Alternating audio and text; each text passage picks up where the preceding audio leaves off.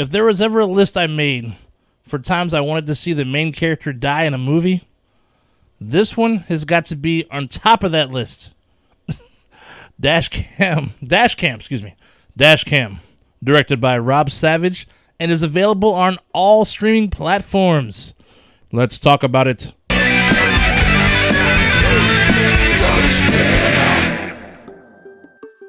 Oh man, this movie. All right. First things first. This is a found footage style horror flick, all right? And now this movie follows a chick right here. This one right here, her name's Annie.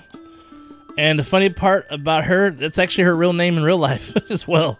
Anyways, she has a band called Bandcar, where she basically drives around in her car, freestyle raps, and records it live on Instagram, or something like Instagram. She practically documents everything, to be honest with you, aside from just driving. Dude, this woman is obnoxious, annoying, condescending. Any negative connotation you could think of, it's her. Dude, I swear if you look up these words in the dictionary, there'll be a picture of her ass right next to each word. I'm being real about this, dude. Plus, her freestyles sucked. They sucked. And were just annoying, dude. Oh my god. Okay, anyways, back to the story. We'll get back to that later. She decides that she wants to go to the UK and surprise visit her old bandmate. And when I say surprise, I mean sneaking into the dude's house and freaking him and his girlfriend out. And by the way, this guy's name is Stretch. Alright, so after the freak out, Annie and her old friend Stretch go for a ride and reminisce about the good old days by freestyle rapping. I've mentioned there's a lot of freestyle rapping in this one. Anyhow, Stretch is an Uber driver, so they head out to get his first order. Side note, this movie is like most recent ones that was shot smack dab in the middle of the pandemic. So, got people wearing masks and whatnot. So, this movie actually made note of that too. So, anyways, they're picking up the order. Stretch's boss asks Annie to wear a mask. And she made all the excuses in the world why she doesn't wear one. She's wearing a MAGA hat, all that craziness, dude. Damn near getting her homie fired from his job, alright? And to make things worse, when they get back to the house, Stretch's girl is not feeling Annie anymore. They're having a discussion about it, right? So meanwhile, Annie thinks to herself at that moment, it'd be a good idea to take dude's car out for a joyride. And she does it without his permission. And so what do we get while she's driving? More goddamn freestyle raps. The messed up part is Stretch left his phone in the car and started getting Uber food pickups, right? So hey, what's a friend to do? I mean, she's already in a car, right? So Annie decides to pick up the order. Now, this is where things kind of do get a little bit interesting, though. She makes it to the restaurant, but it looks like there's no one there. Then some lady pops up out of nowhere asking Annie to take this random lady to a certain address, even offers her money to do so. And the lady she picks up is really strange, dude. Kind of a little odd. But anyhow, though, she doesn't talk, just kind of sits in the back seat, silent and unresponsive. And I'm going to skip some parts because I don't want to spoil anything because it gets kind of weird and nasty. So, anyways, they run into a lady who knows this lady in the car, and shit starts just going down and getting crazy. And so they're in this store, and the lights start blowing out, and the lady starts floating and doing all sorts of crazy shit. Eventually, Stretch finds Annie, and they both deal with the craziness together. Oh, yeah, the lady, I forgot her name is Angela, the weird one who was sitting in the back seat. And all I can say from this point is monster and demonic shit starts happening.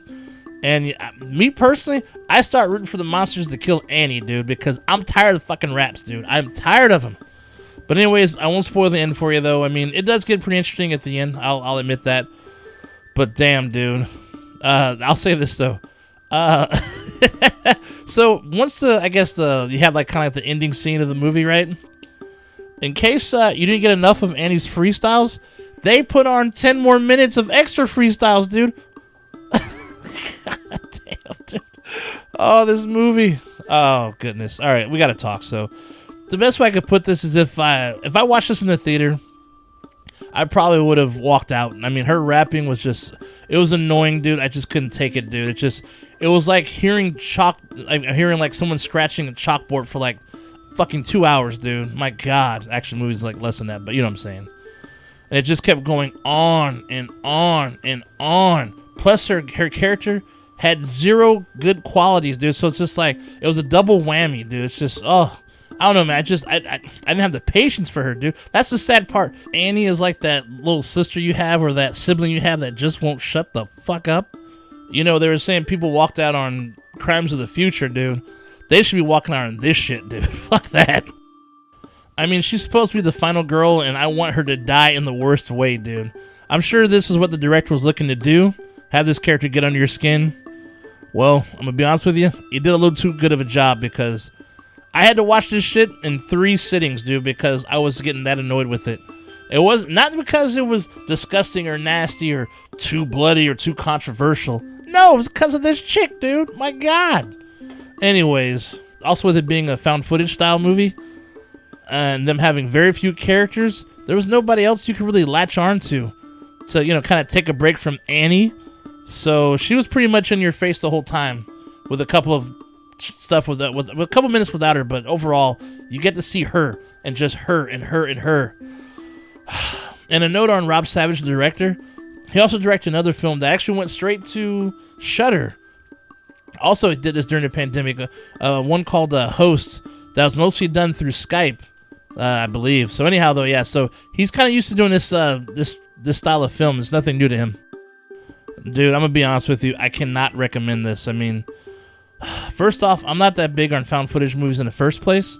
I can count on one hand on the amount of found footage films I actually enjoyed, and I'll actually add Rec to that one. That's probably the top of the list. And number 2, most importantly, save the best for last, Annie. This chick sucked, dude. I'm sorry, but anyways, I've already talked about that, so we're not going through that again. But anyhow, you know. But I'm gonna say this though: if I didn't pay to rent this for a review, I would not have finished this movie. I'm serious. And did I mention I hated the Annie character? I'm kidding. But I will say this though: I admit that there are some decent scary scenes and some bloody stuff and pretty creative things. But the thing is, you have to go through too much BS though to get to that point. And oh my God. Anyways, though, I don't want to say anything about the ending. I will not say anything. But anyways, though, yeah, it's just the juice isn't worth the squeeze though when it comes to seeing those scenes though, because you get little excerpts of her still, and then her still rhyming in between shit. So that's all for today, guys. Stay nasty, my friends. When you get to that like button, why don't you try and bust a freestyle to get to the subscribe one, because on the Don't Split Up channel, hell has never been so cool. This movie is shit, like your seat in the toilet. I watch it go down to see you get drowned.